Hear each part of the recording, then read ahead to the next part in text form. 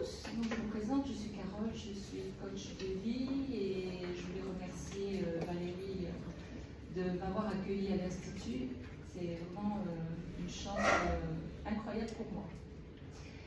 Donc ce soir je vais vous parler de mon livre. Vous m'entendez pas? Ah, trop bien, merci. Bon, je vais parler plus fort. Donc ce soir je voulais vous parler de mon livre, qui est un livre en fait qui est venu par hasard dans ma vie. J'étais pas du tout prête à l'écrire et j'avais écrit des blogs. J'ai 2 blogs sur des sujets complètement différents et j'ai été contactée par First, qui est un éditeur assez connu et qui m'a demandé d'écrire un livre sur les runes, qui n'a rien à voir avec ce livre sur le coaching en fait, sur le développement personnel. Donc je me suis lancée et il se trouve que ce livre a été très bien accueilli et le retour que j'en ai eu donc, de cet éditeur m'a dit qu'il trouvait mon livre génial et qu'il y aurait sûrement d'autres commandes par la suite. J'avais le projet d'écrire un livre, donc ça m'a donné un coup d'envoi et de là je me suis lancée et j'ai écrit donc Déconstruire pour rayonner, qui a été accepté immédiatement chez un autre éditeur. Et me voilà devant vous aujourd'hui. Donc je vais vous en parler et n'hésitez pas à m'interrompre, n'hésitez pas à me poser des questions. Ce que j'aimerais, c'est qu'on puisse échanger entre nous en fait, hein, pas que moi faire blablabla. Alors quand je parle de déconstruire, c'est déconstruire ce que l'on est. Vous allez me dire, mais toute ma vie, je me suis battue pour être ce que je suis. Mais la plupart du temps, justement, on se bat pour être quelque chose alors qu'on ne devrait pas se battre. Pourquoi? Parce qu'on est faussé dans notre développement personnel. C'est-à-dire qu'on arrive chez papa et maman, bien évidemment, et ils nous influencent avec bienveillance, pour la plupart, dans ce qu'ils sont eux, puisque eux-mêmes ont été influencés par l'éducation de leurs parents. Donc ils font des modifications, mais quelque part ils nous influencent dans notre devenir. C'est-à-dire que si vous êtes dans un milieu parental où on va vous dire depuis que vous êtes petit, ah ben écoute mon fils, tu seras médecin parce que ton grand-père était médecin ou ton père était médecin, on va vous le répéter tous les jours, tous les jours, tous les jours, tous les jours, à un moment, ben, vous êtes médecin. Mais est-ce que vous l'avez choisi vous d'être médecin? Je ne pense pas. C'est l'influence de ce qu'on vous a répété au quotidien qui va faire que vous allez vous développer et grandir. Alors cette influence est positive et parfois négative. C'est-à-dire que vous pouvez avoir des parents qui vont vous dire « oui, mais regarde, à l'école, tu travailles mal, tu n'es pas bon en maths, tu n'es pas bon en ceci, tu ne fais pas d'efforts, etc. etc. » Mais en fait, ce n'est pas que vous n'en faites pas, c'est que peut-être vous avez besoin d'une aide différente, mais que vos parents ne sont pas capables de capter. Donc, ceux qui vont vous induire, ceux qui vont ils vont vous conditionner, si vous voulez, dans le fait que vous êtes un mauvais élève. Donc, vous devenez un mauvais élève. Et tout ça se fait à votre insu, puisque le cerveau, de toute façon, enregistre. Le cerveau, c'est un ordinateur, et vous pouvez le conditionner comme vous voulez. Donc, notamment, les gourous, c'est ce qu'ils font pour amener les gens à ce qu'ils veulent, en fait. Donc, il y a tout un processus, si vous voulez, qui fait qu'en grandissant, on a des difficultés. On a des difficultés à choisir une profession, on a des difficultés à choisir son chemin de vie, on a des difficultés à prendre des décisions. On se retrouve face à des tas de blocages et on ne les comprend pas toujours. Alors, j'ai souvent eu des clientes qui m'ont dit « je ne comprends pas, j'ai l'impression que cette vie n'est pas la mienne. Ce n'est pas moi, je vis quelque chose qui ne me correspond pas. » Il y a des prises de conscience qui se font au travers des épreuves et d'autres n'ont pas de conscience par rapport à ce qu'ils vivent. Pour eux, ils subissent, mais ils subissent sans se développer derrière. Donc l'important, c'est quoi? C'est d'accepter toute cette réalité qui est très difficile à accepter, d'accepter l'influence parentale, même si vous avez des parents bienveillants. Je ne dis pas de ne pas aimer ses parents, mais c'est de couper ce qui n'est pas vous et de devenir ce que vous êtes vous. Alors vous allez me demander comment je vais devenir moi. C'est là la question. La question, c'est de se poser des questions face à vos difficultés. Pourquoi je ne suis pas capable de prendre une décision? Pourquoi je tourne en rond? Pourquoi je revis toujours les mêmes situations? À ce moment-là, vous vous posez bien des questions, oui ou non? Est-ce que vous vous en posez des questions? Est-ce que vous vous demandez pourquoi la situation revient toujours vers vous? Il faut répondre oui, sinon ça va pas. C'est moi qui vais tourner en rond. Alors, est-ce que quelqu'un peut me dire qu'est-ce que vous faites dans ces cas-là? Moi, que je sache, à l'école, à l'époque, je ne sais pas si maintenant on sait toujours, il y avait des examens psychotechniques pour orienter les élèves avec problème ou sans problème. Ils disaient bon en maths, bon en sciences, bon en langue, etc. Et ça a été à orienter les élèves quand on ne savait pas très bien quoi faire de nos vies. Je parle quand on est à 14, 15, 16 ans. Ça existait. Maintenant, je ne sais pas. Parce qu'il y a des choses qui ont changé et pas dans le chemin correct. Mais quand vous avez fait ce parcours, quand on vous a proposé un métier, vous avez choisi quelque chose par rapport à ça. Est-ce que ça vous a influencé? Est-ce que vos parents étaient d'accord avec votre choix? Est-ce que... Tac, tac, tac. Disons que dans mon cas, j'étais très bon avec les mains. Travaux manuels. Et qu'est-ce que vous faites aujourd'hui? Aujourd'hui, je fais l'entretien du bâtiment. Est-ce que ça a été votre choix? Ou est-ce que c'est un choix qui s'est imposé à vous? C'est très vaste. C'est difficile. Peinture, électricité, effacer des meubles, les murs. Oui, mais est-ce que ça, c'est votre choix? Est-ce que c'est un choix que vous avez fait au fond de vous ou un choix par obligation? Quand j'ai commencé à travailler dans le bâtiment, je ne faisais pas des réformes. Moi, j'étais dans le solaire. J'étais un des premiers en Espagne à être dans le solaire. Parce qu'avant, il n'y avait presque personne. Il y a eu l'association du sujet qui était montée à l'époque. Mon père qui était ingénieur, je l'ai fait à travers lui. Dans mon cas, c'était très spécial parce que je ne suis pas dans dans la masse sociale à ce niveau-là. J'étais pendant 10 ans dans le solaire. J'ai fait tout. Absolument tout. Parce que personne ne peut pas le faire. Ils vendre, fabriquer, etc. Là, je me suis senti très utile. Je voyais quelque chose à faire. Le secteur a fait au minimum 3 chutes et remonté. Maintenant, c'est devenu une espèce de loterie à casser les prix, disons, un petit peu grâce aux Chinois. Alors, à un moment donné, je n'étais pas d'accord avec ce sujet-là. Alors, est-ce que quelqu'un a un autre exemple qui tourne en rond dans sa vie? Est-ce que vous vivez des situations où c'est très compliqué pour vous de décider, que cette situation revient toujours? Même si c'est avec des acteurs différents, parce que vous pouvez vivre une situation compliquée aujourd'hui, vous n'arrivez pas à prendre de décision, vous la mettez de côté, et puis quelques temps après, cette situation revient avec d'autres personnes, mais le fond de la situation revient, parce que vous ne l'avez pas réglée, vous n'avez pas réussi à la régler, aussi vous n'étiez peut-être pas prêt ou prête, mais la situation revient. Est-ce que vous êtes trouvé dans cette situation et est-ce que quelqu'un peut me dire pourquoi et comment vous l'avez vécu?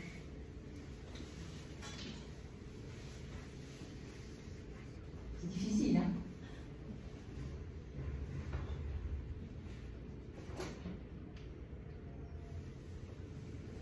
Donc personne tourne en rond. Tout va bien? Juste une petite expérience personnelle. Ma mère aurait voulu que je sois curé et mon père militaire. J'ai été ni l'un ni l'autre. Alors très vite j'ai dû comprendre que leur choix n'était pas le mien. Et comment ça s'est passé quand tu as fait ce choix? Tes parents se sont comportés comment avec toi? Non, ils ont été acceptants. Ils étaient cool, voilà. Mais ils auraient préféré quand même que ma mère soit curée. Il faut un curé dans la famille. Et mon père, ayant été militaire, il considérait que c'était un bon métier. Mon frère a été militaire. Voilà. Mais il est resté 2 ou 3 ans. Voilà. Donc il y en a un des deux qui a été influencé par le choix parental, en fait. C'est souvent ce qui se passe. Est-ce que d'autres personnes ont été influencées par le choix parental au niveau professionnel? Ou dans le choix de vie? Alors, moi, ce n'est pas exactement ça. C'est qu'à un moment donné, j'ai fait quelque chose dans la famille. Et un jour, ma sœur m'a dit, ah non, moi, je ne ferai jamais ce que tu as fait à la famille. Je ne vais pas faire comme toi. Et donc, elle a fait ce qu'il fallait faire, elle.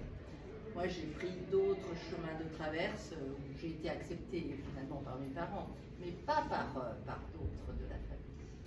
Donc il y a eu un problème familial par rapport au choix que tu as fait. Plus que parental, C'est ça. Ils ont accepté parce qu'ils m'aimaient vraiment. Donc il y a eu la culpabilité sur les choix que tu as fait. Oui. Ah bah oui. Et tu t'en es sorti comment? Oh bah, au bout d'un moment, tu commences à te connaître. Bah, j'ai fait plein de choses. Hein. Je suis passée par plein au niveau de tout d'ailleurs, de vie, de choix, où habiter, que faire. J'ai tout. Je suis allée explorer la vie. Je suis allée explorer le monde, donc j'ai beaucoup voyagé. J'ai voyagé aussi dans les métiers de l'art, j'ai voyagé dans les métiers de l'art. Je suis encore un petit peu dans l'art et maintenant un peu dans l'aide à l'autre aussi, évidemment.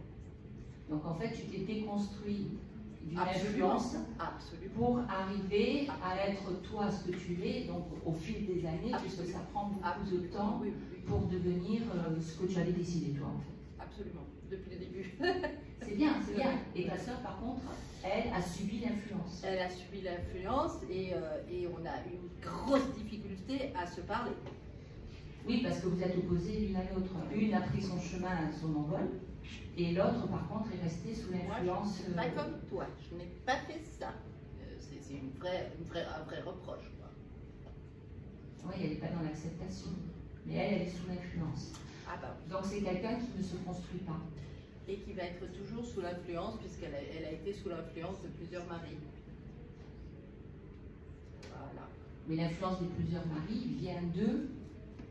Ah, des parents, d'elle-même aussi. D'une certaine façon, elle s'est laissée faire. Tout à fait, elle est acceptante. Elle n'a pas, voilà, c'est ça. Elle n'a pas pris sa décision. Cette histoire du libre arbitre, ou bien de prendre une décision. C'est pas toujours facile de prendre une décision. Hein. J'ai beaucoup souffert, je dois dire, quand même. Hein. C'est sûr que le chemin a dû être long. Pas facile. Maintenant, je me connais depuis un certain temps, mais même un temps certain. et je suis contente. En fait, tu as accepté. Ah bah complètement. Tu as accepté de lâcher. Ah bah complètement. Pour te construire, donc tu as accepté cette influence qui était négative. Tu as accepté les reproches qu'on a pu te faire, parce que c'est souvent ça. Et oui, il y a un moment donné où la souffrance, on la cache. Il y a plusieurs façons. Hein. On peut la cacher, alors on fait semblant que ça va finalement. On fait avec. Ensuite, on s'accepte, mais on n'arrive pas à trouver son chemin non plus. Parce que quel est vraiment mon chemin, puisque, oh là là, j'ai pas le droit. J'ai pas le droit, voilà. Je ne suis pas légale, je ne suis pas... puisque je suis partie par des chemins de traverse, mais qu'est-ce qui m'a pris? Depuis toujours, hein, j'ai toujours pris. Mais jusqu'à ce que tu t'acceptes, c'est pas facile. Alors oui, tu rencontres d'autres ou des rencontres. Les rencontres sont extrêmement importantes aussi, mais ça peut aussi être des rencontres d'un livre. J'ai beaucoup lu. J'ai adoré. Moi, je rentrais là, j'étais vraiment dans ma sauce. J'ai lu énormément, etc. Voilà. Non, mais c'est un très bon exemple ce que tu racontes, parce qu'il y a beaucoup de gens qui n'ont pas ton parcours, qui n'ont pas eu le courage de faire ce chemin, qui ont préféré être acceptants, comme ta sœur, en fait, donc ça c'est très bien de l'avoir mentionné. Et ce sont des gens qui vivent mal, en fait, parce qu'il y a toujours cette dualité entre ceux qui ont envie d'être eux et la dualité entre ceux qui ne sont pas, enfin, ceux qu'on a obligés, quelque part, on a influencé, et la culpabilité de dire je veux être ça, et je ne veux plus être ce que vous voulez que je sois. Et si tu veux, je reviens à Maxence parce que c'est intéressant quand même. Par exemple, à un moment donné, il n'y a pas très longtemps, elle a changé de ville. Moi, j'ai su quand elle a dit qu'elle allait déménager, puisqu'elle suivait d'une façon la famille du mari, disons, on va dire. Bon. Puis un jour, je lui dis comment ça va, comment tu t'arranges avec,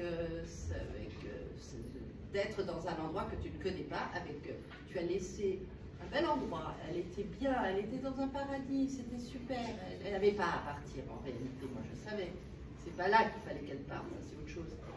Alors elle me dit, oh, ben, tu sais c'est très difficile, hein, moi je ne suis pas comme toi, à chaque fois c'est, ah mais tu sais c'est très difficile pour moi, à ce point je ne suis pas comme toi. Je dis, mais parce qu'elle aimerait être comme toi. Ah bah oui, c'est sûr. Mais elle n'y arrive pas. Jamais, non. Elle n'arrive pas, elle a besoin d'aide, mais elle n'osera pas. Non, jamais. Oui. Je rassure tout le monde, je ne vais pas raconter ma vie, en cas d'intérêt, mais ce qui est intéressant peut-être, c'est à partir de ce que tu peux entendre, comment commence ton travail et où tu te situes dans tout ce que disent les gens. C'est quoi la démarche? Alors en règle générale, on va dire, donc ce que j'essaye de faire, c'est d'amener les gens justement à se libérer pour un mieux vivre. Donc bien évidemment, je suis très à l'écoute des problématiques des uns et des autres, de manière à vous mettre sur le chemin et à vous donner peut-être cette force de déconstruire, à prendre conscience de ce qui ne tourne pas rond dans votre vie, à prendre des décisions là où vous n'arrivez pas à les prendre, et peut-être à ne pas dupliquer des schémas qui vous posent problème pour aller vers des schémas qui vous permettent aussi d'élever vos enfants dans des conditions différentes. Donc mon travail consiste à vous amener à ça, en fait, à vous libérer de toutes les entraves que vous avez pu avoir dans votre vie depuis que vous êtes petit jusqu'à aujourd'hui, et le conditionnement dans lequel vous pouvez aussi élever vos enfants. Donc je vous aide à parcourir tout ce chemin. Et ton livre est un peu une synthèse de ce que tu as rencontré, non? Tout à fait. Alors, le livre que j'ai écrit, en fait, je l'ai écrit avec mon expérience personnelle en tant qu'enfant, etc. Donc je suis, je vais dans certaines profondeurs, mais je ne vous raconte pas toute ma vie non plus, parce que ça deviendrait un petit peu ennuyeux, on va dire. Et en même temps, je retiens, si vous voulez, tout ce que mes clients ont pu me raconter depuis des années. Donc on retrouve de toute façon les mêmes schémas, on retrouve les mêmes difficultés. Donc dans ce livre, j'ai voulu aider en fait à avoir des prises de conscience. Des prises de conscience sur votre devenir, sur votre parcours, sur votre réalisation et surtout comment rayonner, comment être soi, comment être heureux dans la vie, c'est-à-dire se lever le matin et ne pas être dans le brouillard, se lever le matin et être en pleine forme, à aimer votre vie de tous les jours sans vous poser la question de ce que vous serez demain. C'est ce que prône de toute façon le développement personnel, vivre au jour le jour, mais c'est une bonne technique en fait. Elle est facilement applicable quand on le veut, il y a plein de techniques. Alors, des techniques, je reste sur des techniques très basiques. C'est-à-dire que je n'utilise pas toutes les techniques, parce que des techniques, il y en a tous les jours qui sortent, c'est comme les régimes. Voilà, tous les jours vous avez un nouveau régime qui arrive, mais à la base, on revient toujours au premier amour, c'est-à-dire on revient toujours à la simplicité des choses. Et donc, c'est ce que j'ai voulu transmettre dans ce livre. En donnant des petits conseils faciles à appliquer. Le livre est très facile à lire, je l'espère. Et donc, ces techniques peuvent vous permettre d'être dans un bien-être, de rayonner dans votre vie, d'être heureux dans votre vie, de ne pas vous prendre la tête, de ne pas être une personne que vous n'êtes pas. C'est-à-dire, j'appelle ne pas être une personne qu'on n'est pas, c'est aussi ne pas faire de plagiat comportemental. Parce que beaucoup n'arriveront pas à s'identifier, vont prendre un modèle, ce qui est bien, parce que ça peut encourager, mais un modèle, c'est pas vous. La personne va pouvoir vivre comme ça, la personne va pouvoir s'exprimer comme ça, parce qu'elle a développé des choses en elle. Peut-être que c'est superficiel, mais en tous les cas, elle aura développé des choses. Mais vous n'avez pas les mêmes aptitudes. Donc, faire du plagiat comportemental ne fait que repousser une échéance, ne fait que vous enfermer dans quelque chose, et au fond de vous, vous allez être malheureux parce que, faut bosser, quoi, faut y aller, il faut que je me batte pour être comme lui ou comme elle. Donc c'est des efforts qui sont énormes. Et en fait, on est mal, quoi. Quelles sont les approches que tu as, alors, par exemple, psychologiques ou méditatif ou comment... Alors, dans le prolongement de la question de Pierre, quelle est la part de ce qui pourrait être thérapeutique ou de simplement coaching, développement personnel? C'est à peu près la même question, je pense. Alors déjà, je ne suis pas psychologue, je ne suis pas médecin, donc je ne me prétends pas être comme tel. Je suis coach de vie, donc j'ai appris à l'être. Je le suis aussi devenue par rapport à ma propre expérience de vie, qui a été pas mal chaotique, mais que j'ai choisi et que je ne regrette pas, parce que c'est ce qui a fait la personne que je suis aujourd'hui. Et donc, mon approche, oui, elle est plutôt par des comportements naturels. Alors, la méditation fait énormément partie de ma vie. Et d'ailleurs, beaucoup même des psychologues très connus, comme Eckhart Tolle par exemple, en est aussi revenu sur la méditation. Il en parle aussi énormément. Vous en avez d'autres, avec le Dr Murphy, etc., etc. Il y en a beaucoup. Parce que la méditation est quelque chose de naturel. Quand on me dit je fais de la méditation guidée, c'est très bien, mais vous n'en avez en fait pas besoin, parce que la méditation elle existe déjà en nous. On a tout en nous. Quand on sait rentrer en soi et aller vers l'intérieur de ce que l'on est, et faire abstraction de ce que le cerveau vous dit, puisque le cerveau c'est un robot, c'est un ordinateur qui est façonné par vos expériences de vie, par ce qu'on peut vous dire, par plein de choses. Alors que votre intérieur, lui, ne vous mentira jamais, il vous dira toujours la vérité. Tourne à droite et tourne à gauche. C'est un GPS extraordinaire. Mais on ne l'écoute pas. On écoute le cerveau et on ne sait pas distinguer l'intérieur de l'extérieur. Donc la méditation peut vous aider à rentrer dans votre moi intérieur et peut vous permettre donc de faire jaillir en vous ce que vous êtes réellement. Donc je conseille à 1000% la méditation. Mais la méditation guidée, c'est bien et c'est pas bien. Ça peut vous mettre les pieds à l'étrier, mais c'est pas bien parce que là, vous laissez encore quelqu'un vous prendre en charge. J'écoute la méditation, on me dit fais ça, fais ça, fais ça, donc vous êtes dans une prise en charge.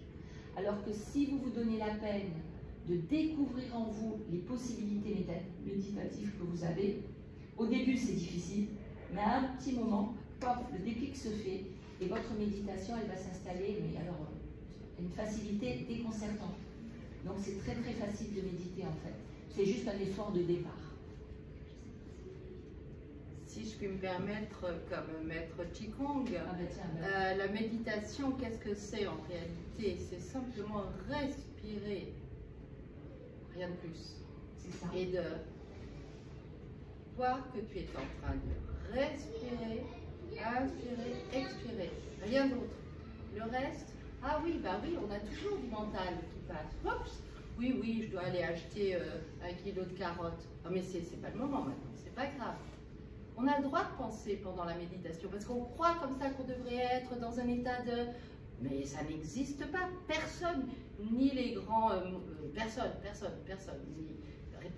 ni les Tibétains, ni personne ne reste comme ça jusqu'à un moment donné où ça se passe. Quand tu es là 1 demi-heure, c'est bon. Mais au début tu es là, blablabla, avec ta vie qui défile. Là. Oui, puis ceci, puis cela. Bah, tu respires. Ah, et c'est tout. Non, mais c'est vrai, la méditation, elle est très facile en fait. Mais c'est bien d'avoir toutes ces idées qui passent aussi, parce que tu les libères, et c'est comme ça que tu fais place à autre chose. Et c'est quand tu as réussi à libérer tout ça, que tu commences à te connecter à toi, et là émergent les bonnes choses. Donc quand je dis qu'on a un GPS naturel, c'est que toutes les réponses, vous les avez en vous, mais vous n'allez pas les chercher. En fait, c'est le cerveau qui va vous dire, tourne à droite, tourne à gauche, parce qu'il est formaté. Mais si vous réfléchissez dans ce sens de la méditation, si vous allez au fond de vous, vous allez voir que ce que vous dit votre cerveau n'est pas du tout ce que votre moi intérieur va vous dire. Bien souvent, c'est complètement à l'opposé. Et là, il y a dualité. Qu'est-ce que je fais? D'un côté, j'ai le diablotin qui est mon cerveau, et d'un côté, j'ai le petit ange qui est moi. Mais qui je dois écouter? Donc il peut y avoir confusion pendant un moment, jusqu'à ce que vous preniez conscience que ce petit ange, donc vous-même qui vous parlez, est beaucoup plus important que ce que votre cerveau va vous dire.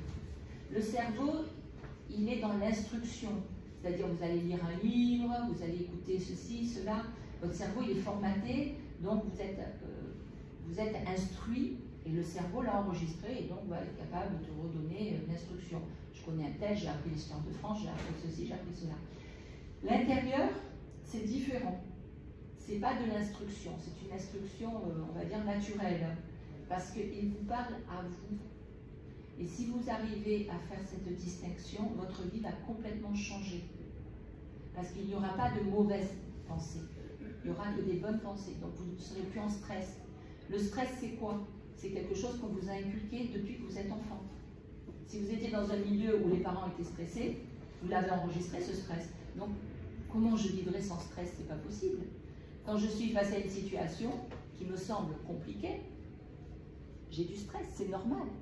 Pourquoi je n'aurai pas de stress? Si j'ai pas de stress, est-ce que je peux la régler, la situation? Pour beaucoup, non. Il leur faut cette dose de stress pour régler la situation. Alors qu'il n'est pas nécessaire de mettre du stress sur une situation. Et moins vous en mettez, et plus la situation sera claire, et plus vous la réglerez facilement. Parce que vous n'y mettrez pas de frein, vous n'y mettrez pas de blocage. Donc le stress, c'est pareil, c'est quelque chose de complètement inutile dans la vie. Mais il faut en prendre conscience pour le libérer et pour pouvoir avancer. C'est toutes ces émotions, en fait, qui vous entravent. Et ces émotions, vous pouvez les libérer si vous prenez conscience de ce que vous êtes, en fait, au fond de vous, et que sans tout ça, on vit très très bien. Quand vous êtes face à un choix, en fait, il n'y a pas de mauvais choix. Pourquoi avoir peur de tourner à droite ou de tourner à gauche? Si vous avez, allez, vous vous dites, je vais tourner à droite, mais c'est qu'à droite, vous avez besoin de prendre ce chemin. Peu importe la difficulté, c'est que vous avez besoin aussi de ces difficultés pour grandir en vous, et si elles n'y sont pas, vous ne pouvez pas comprendre. Donc il n'y a pas de mauvais choix. Tous les choix sont bons, et tous les choix vous amènent à quelque chose de positif. Donc il faut le faire. N'ayez pas peur de tourner où vous avez envie. De toute façon, vous repartirez sur notre chemin après. Comme je dis, dans une vie, on a plusieurs vies. Et c'est toutes ces vies que l'on a qui amènent à ce que l'on est. Avec l'âge, on grandit, on s'assagit, on voit les choses autrement, on devient meilleur, etc., etc. Mais il faut tout ça. Il faut passer toutes ces épreuves, il faut passer tous ces choix. Il ne faut pas avoir peur de le faire. Quand vous êtes en voiture, vous rentrez une destination, la voiture, elle vous emmène. Le GPS, il vous dit, tourne à droite, tourne à gauche, fais ceci, fais cela. Ça se fait tout seul, vous vous laissez guider. Alors pourquoi vous ne vous laisseriez pas guider par votre personnalité réelle et parce que vous êtes à l'intérieur? Pourquoi ne pas le faire? Parce que vous n'êtes pas allé à votre découverte, parce que vous avez peur d'aller découvrir, parce que vous ne savez pas qui vous êtes en fait. Et donc aller vers autre chose que vous ne connaissez pas, en général, ça fait toujours peur. On n'est pas kamikaze. Ça, je sais que ça fonctionne comme ça.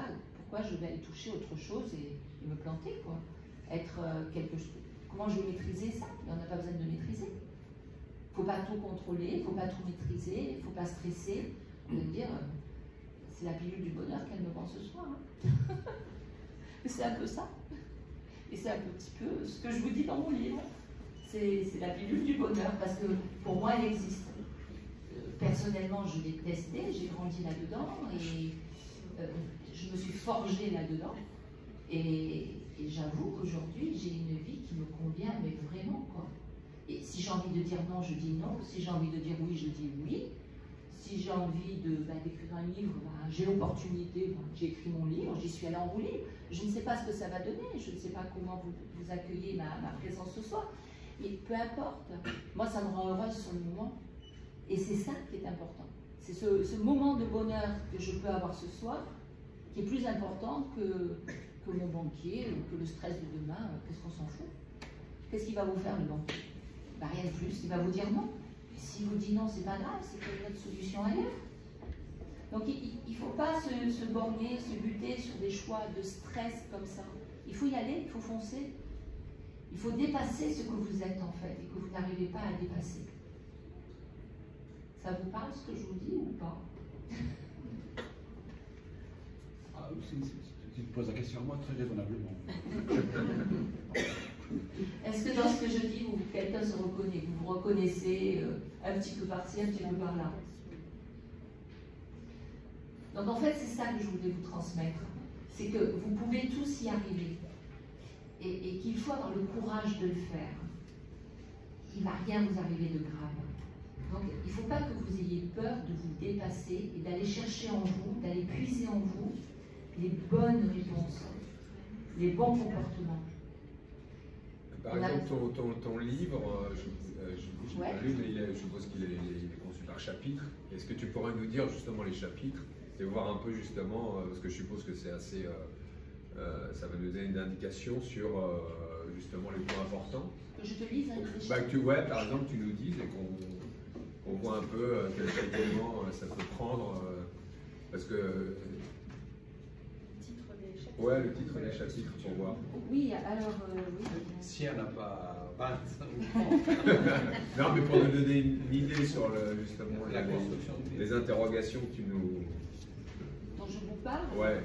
Enfin, alors, comment je vais faire pour vous donner les chapitres? Mais quand c'est déconstruction, c'est difficile de parler de chapitres. Il y a plusieurs chapitres, je l'ai pas lu, effectivement, mais alors, si tu veux... Bon, déjà, au niveau de l'introduction, d'accord, bon, bien sûr, je vous parle de moi et de ce que je peux, de ce que j'ai envie d'apporter, en fait, voilà. Après, je vous explique que, comme je viens de vous le dire, que nous avons plusieurs vies dans une vie, en fait, hein. Donc là, je vous développe un petit peu... la partie de mon enfance la plus difficile, sans donner tout non plus, de manière à ce que vous compreniez que dans la difficulté, on peut toujours arriver à s'en sortir, à rayonner et à libérer ce dont je vous parlais tout à l'heure, donc des influences néfastes, que ce soit des parents, que ce soit de l'environnement familial, même peut-être d'un copain, d'une copine, qu'il faut apprendre à ne pas subir, même professionnellement. On n'est pas obligé de subir quoi que ce soit professionnellement. C'est pas parce que vous avez un chef qui va vous faire, qui a compris que vous étiez influençable, que vous étiez dans une forme de faiblesse, que vous aviez besoin de reconnaissance, etc. Si vous rentrez là-dedans, pour vous en sortir après, c'est extrêmement compliqué. Et on n'est pas obligé de rentrer là-dedans pour réussir dans sa vie et pour obtenir.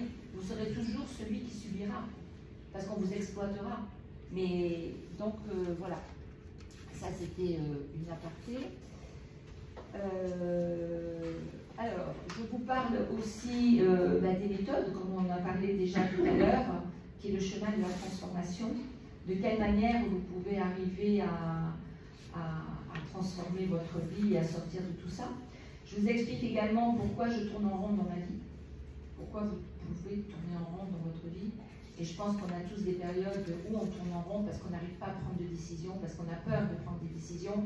C'est vraiment autobloquant. Donc là, c'est plus difficile d'en parler comme ça.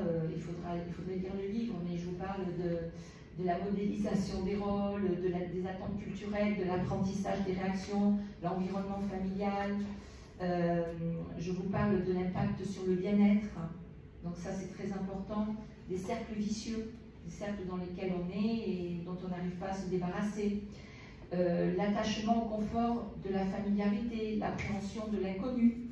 C'est ce que je vous disais un petit peu tout à l'heure, je survole, hein, parce qu'il y en a beaucoup. L'attention personnelle recherchée, alors ça c'est un point qui est très important parce que souvent on a besoin de susciter l'intérêt de l'autre. On a besoin de reconnaissance en fait. Donc, pour avoir de la reconnaissance, certaines, peu importe, sont prêts à faire beaucoup de choses parce qu'on veut de la reconnaissance. Donc, déjà, on cherche la reconnaissance et l'attractivité par le physique, la manière dont on va se présenter à l'autre, la manière peut-être de s'habiller, de se maquiller, de se coiffer. Déjà, on peut chercher cette attirance comme ça. Et ensuite, on a besoin de sentir que l'autre nous reconnaît. Alors, pourquoi l'autre vous reconnaîtrait plus qu'un autre? Vous n'en avez pas besoin en fait. À partir du moment où vous êtes reconnu par tout le monde. On vous aime ou on ne vous aime pas, et pas tout le monde peut vous aimer. On ne peut pas être aimé de tout le monde. Il y en a avec qui ça match, et puis il y en a avec qui ça ne matche pas. Donc la reconnaissance vient aussi du cercle familial. C'est qu'on n'a pas été assez reconnu par son papa ou sa maman, donc on a développé des comportements, et en grandissant, on continue à le développer, d'où après un impact négatif, même dans le professionnel, c'est ce que j'expliquais tout à l'heure, et un impact négatif dans l'ensemble de ces relations, parce que ce sont des relations qui ne s'ancrent pas. C'est-à-dire, comme on est toujours dans une superficie, puisqu'on cherche cette reconnaissance, on ne s'ancre pas dans une profonde amitié. Parce qu'on est dispersé par cette reconnaissance qu'on recherche tout le temps. Donc ça, c'est pas bon non plus, parce qu'on met en place intérieurement une forme de solitude, parce que de toute façon, comme on n'a pas été aimé quand on était enfant, on ne pourra pas être aimé quand on est grand. Donc on ne peut pas aimer, on ne peut pas recevoir, donc on ne peut pas donner. Ça implique beaucoup de dysfonctionnement en fait, ce comportement. Et ça nous rend extrêmement malheureux. Et le jour où on comprend qu'on n'a pas besoin de plaire justement à tout le monde et qu'on est ce qu'on est, eh ben on a un gros nez, on a une verrue sur le nez, on est petit, on est gros, peu importe, on a des atouts.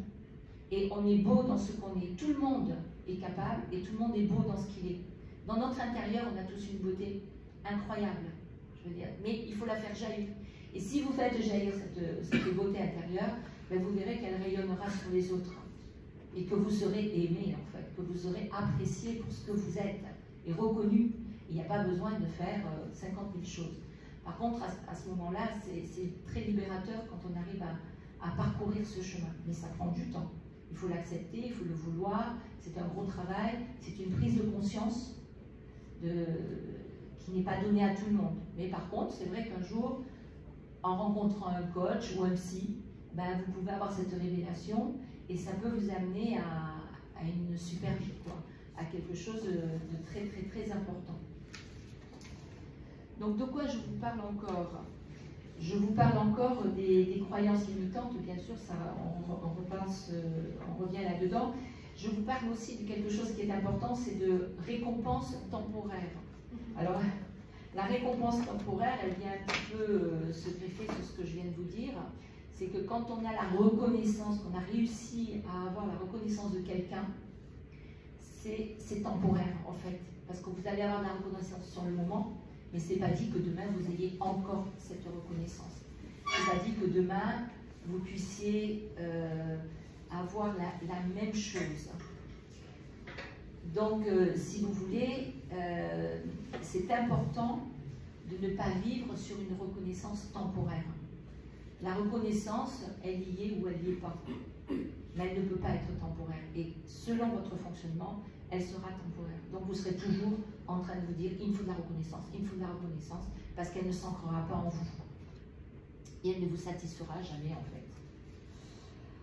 Alors, que peut-il se passer lorsque quelqu'un vous empêche de tourner en rond? Ça, c'est un sujet qui est très important, parce que quand vous tournez en rond, en fait, c'est que vous n'arrivez pas à prendre de décision, comme je l'exprimais tout à l'heure. Vous n'arrivez pas à débloquer quelque chose en vous, vous n'arrivez pas à débloquer votre situation professionnelle, vous voulez changer mais vous n'y arrivez pas, etc., etc. Donc à partir du moment où vous rencontrez quelqu'un qui va mettre le doigt sur ce fonctionnement, ça va être très perturbant. Vous allez le refuser, parce qu'on vous sort d'un confort dans lequel vous êtes mis, et qui vous convient, parce que vous n'avez pas d'en sortir. Et à partir du moment où on vous bouscule là-dedans, ça va créer des frustrations, ça va créer des prises de conscience, ça va créer des mal-être, ça va vraiment vous déstabiliser en fait. Et ça, c'est important. C'est important de passer par toutes ces phases pour vous libérer et pour ne plus tourner en rond dans votre vie. Parce que tourner en rond peut amener aussi à de la dépression inconsciente, mais ça peut vous amener à devenir dépressif. Donc il faut changer de perspective, il faut de la créativité, il faut sortir et fixer vos limites, il faut demander de l'aide, il faut célébrer le progrès, c'est-à-dire que chaque fois que vous faites un pas de plus, il faut être fier de vous. Et il faut accepter que les autres soient fiers de vous. Il ne faut pas le refuser, il faut y croire, parce que c'est la vérité. Ensuite, la prise de conscience, je vous en ai déjà parlé. De quoi je peux vous dire? Oui, j'ai eu un échange, tiens, je parle d'un échange que j'ai eu avec une cliente que j'ai appelée Sylvie, justement, qui tournait en rond dans sa vie. Donc, elle vient me voir et après certains échanges, hein, elle me dit, écoutez, je suis vraiment dans l'impasse, malgré tous mes efforts pour opérer un changement, j'ai exploré différentes approches pour aborder le problème, mais je ne vois aucune issue. Donc, en fait, elle me parlait de ses souffrances, elle me parlait de sa frustration, et elle me disait que elle ne pouvait pas s'en sortir et qu'elle vivait toujours la même chose.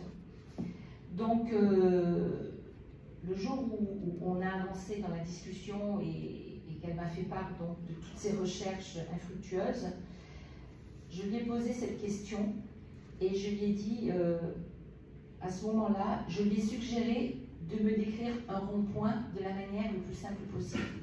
Je lui ai demandé, donc Sylvie, voilà, vous êtes dans un rond-point, qu'est-ce qui se passe pour vous à ce moment-là?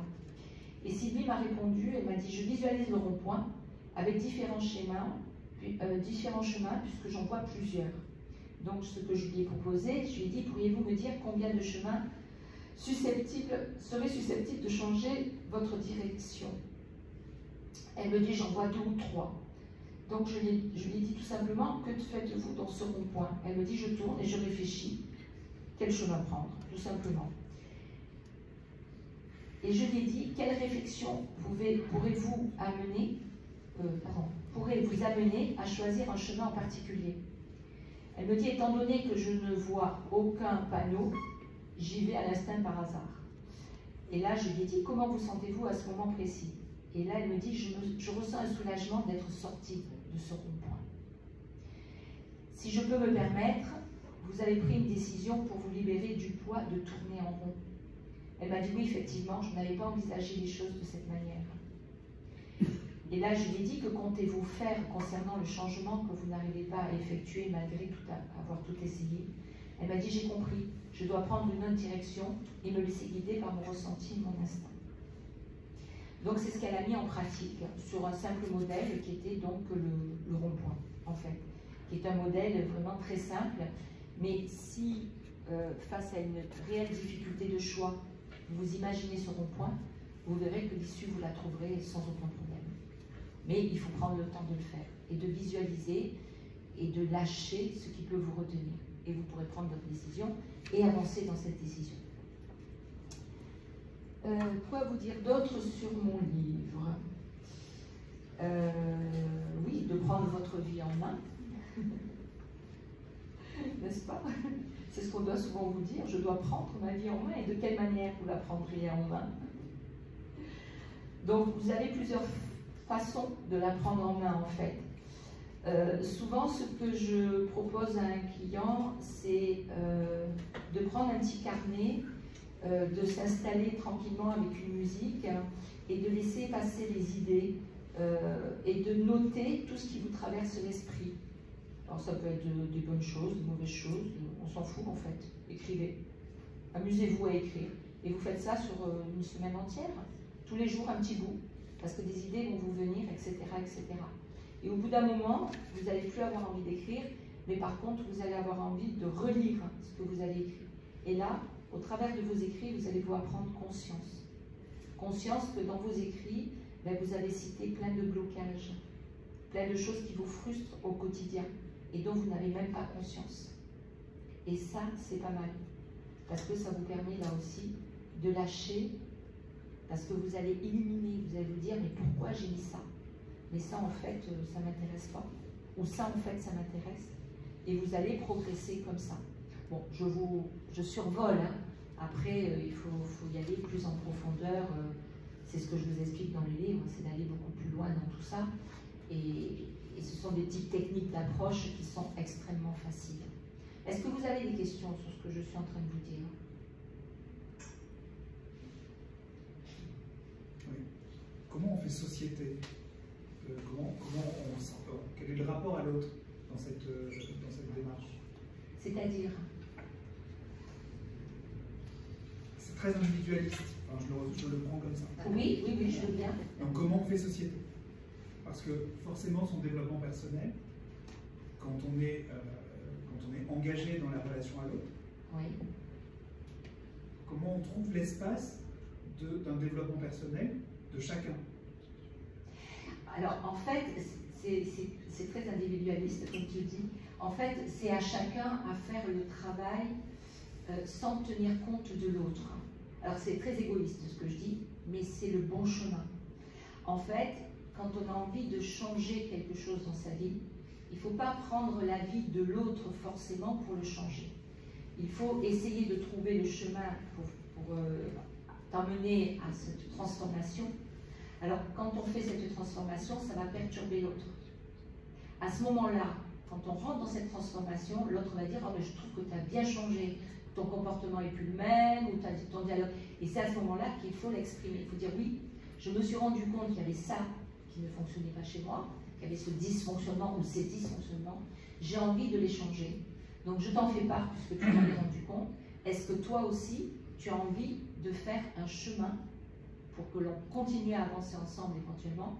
Est-ce que toi aussi, tu as envie d'évoluer et de changer ce qui ne te convient pas? Et là, tu peux rentrer dans un dialogue très intéressant avec le ou la partenaire, de manière à évoluer ensemble. Ça peut être un super boulot et ça peut être super intéressant parce que chacun peut le faire de son côté et doit le faire de son côté sans l'influence de l'autre. Parce que s'il y a une influence, le travail ne se fera pas. Parce qu'il y aura toujours une retenue. Donc c'est vraiment un chemin égoïste. C'est un chemin vraiment personnel. Et on peut le partager, mais on ne peut pas tenir compte de l'autre à ce moment-là. Je ne sais pas si c'était vraiment ta question, si j'ai bien répondu, ou pas du tout. Ça répond à une partie. C'est comment on fait société. Comment on fait groupe social. L'homme est un être social. Ça dépend. Ça Mais voilà, on est voilà. En fait, ça dépend de qui l'homme va être. Ça dépend de son éducation, c'est ce que je disais au début. Ça dépend de l'éducation, ça dépend de son influence éducative, ça dépend de ce qu'il en a retenu, et ça dépend de la manière dont il applique les choses. Donc l'homme n'est pas forcément ce que tu disais. Tout dépend. Chaque individu est complètement différent, que ce soit un homme ou une femme de toute façon. Oui, pardon, c'est un type de langage de dire l'homme. Mais peu importe. Mais je veux dire, on est tous complètement différents dans notre approche de vie, dans notre choix professionnel, dans la manière dont on s'implique, dans la manière dont on se présente. On est complètement différents. Oui. En fait, si j'ai bien compris, ce que j'entends avec ta réponse, c'est que finalement, avec une démarche personnelle profonde des changements, ton entourage social peut changer, peut être amené à être changé. Complètement. Au final, ça ne s'intègre pas nécessairement avec les gens, parce que si on est différent, on a été entouré par des gens avec des croyances et des comportements acquis depuis longtemps. Les jours où tu déconstruis ça, bah, tu déconstruis aussi ton cercle. Complètement. Et ça, il faut être prêt à l'accepter, je suppose. Ou tout à fait. Tout à fait. Tout le monde ne suivra pas. Et non. Ça peut casser pas mal de couples, hein, parce que je... non. C'est-à-dire que de toute façon, tout dépend de la base de ton couple. Si quand tu es parti, parce qu'en fait, il faut voir le départ d'une relation, comment elle s'est passée. Est-ce qu'il y avait une nécessité d'être en couple? Est-ce qu'il y a eu une influence, mon fils, ma fille, tu dois te marier et nous faire de jolis enfants? Ou est-ce que cette rencontre et ce couple qui est devenu, c'est vraiment construit sur un désir commun, un désir à peu près neutre, on va dire, parce que jamais dans une neutralité à 100%. Donc tout dépend. Si le couple, au départ, est fondé sur quelque chose de bien, à l'arrivée, même si tu te déconstruis, l'autre peut s'emboîter et suivre. Parce qu'au départ, il y avait déjà ça. Il y avait cette acceptation, il y avait ce désir. Au départ, ça y était. Donc, ça peut se faire. Maintenant, si le couple n'a pas été fondé sur de bonnes bases, effectivement, il y a une déconstruction de l'un ou de l'autre qui va se faire et le couple va se séparer. Mais c'est pas grave en soi de se séparer dans un couple. Il n'y a rien de grave. C'est qu'à un moment, on aspire à autre chose, on a besoin d'évoluer et que l'autre a besoin d'évoluer différemment sur un autre chemin ou pas. Mais c'est pas grave à un moment donné de se dire je dois me séparer. C'est parce que tu passes dans une autre vie, dans autre chose. Il n'y a rien de grave à un moment d'arrêter un couple. C'est grave dans l'éducation, parce que normalement, on est marié pour la vie, mais on n'est jamais marié pour la vie. On est marié à personne, que ce soit ni en amitié, que ce soit en amour. On a besoin de vivre plusieurs choses. Donc, vivre 2 ou 3 couples dans sa vie, c'est pas grave. C'est simplement qu'on avait besoin de vivre autre chose. On se construit quand on vit des couples différents. Et on aime d'une manière différente. On n'aime pas de la même manière. Mais on est capable encore d'aimer d'une manière complètement différente. C'est pas parce qu'on se sépare de quelqu'un qu'on ne peut plus aimer. Et peut-être que ce premier couple n'était pas basé sur de l'amour. On s'en rend compte des fois au fil des années, d'où les situations compliquées, d'où les divorces, d'où les ruptures des fois un peu violentes, parce que on est dans une évidence qu'on ne peut pas accepter et qui est compliquée. Mais quand on se déconstruit, de toute façon on déconstruit beaucoup de choses dans sa vie. Hein. Mais on peut déconstruire en couple. L'autre peut nous suivre et peut être amené à déconstruire aussi, et on peut se retrouver à nouveau souffle. Quelque chose de nouveau, sur lesquels on peut avancer et avec quoi, je veux dire, qui peut être super. J'allais proposer une ou deux questions de plus, puisqu'on arrive à... Oui, on arrive au bout. Au terme. Pas les miennes, j'en ai pas, mais juste pour réduire le temps. Parce que... Et oui, on va y aller. Donc, est-ce que vous avez une dernière question? Si on parle d'essayer de construire pour rayonner, est-ce qu'il faut nous plonger beaucoup, votre conseil, il faut nous plonger beaucoup dans notre passé ou non? C'est plus simple et moins douloureux. Alors, quand on se déconstruit, forcément le passé va être là. Mais justement, le but de se déconstruire, c'est de ne plus vivre dans son passé. C'est-à-dire que le passé, c'est quelque chose qui est acquis. Vous le connaissez, votre passé, vous l'avez vécu, avec tout son lot de douleurs, etc., etc. Et ce passé, vous ne devez pas l'emmener avec vous dans votre futur. Il est là où il est. Il est fait. Vous le maîtrisez, vous le connaissez. Par contre, demain, vous ne savez pas. Et c'est justement quand on déconstruit pour rayonner qu'on va découvrir ce que va être notre vie demain sans notre passé. Donc il faut accepter à un moment donné de lâcher ce passé. Il vous a apporté ce qu'il devait vous apporter. Mais il ne doit pas continuer à vous apporter. Il faut le lâcher. C'est un poids mort, c'est une valise qu'il faut vider, donc il faut arrêter de se le traîner. Donc il faut absolument le lâcher pour se reconstruire. Si vous vivez avec votre passé, vous ne pouvez pas vous reconstruire. J'ai répondu à votre question? Super. Bon, merci à vous.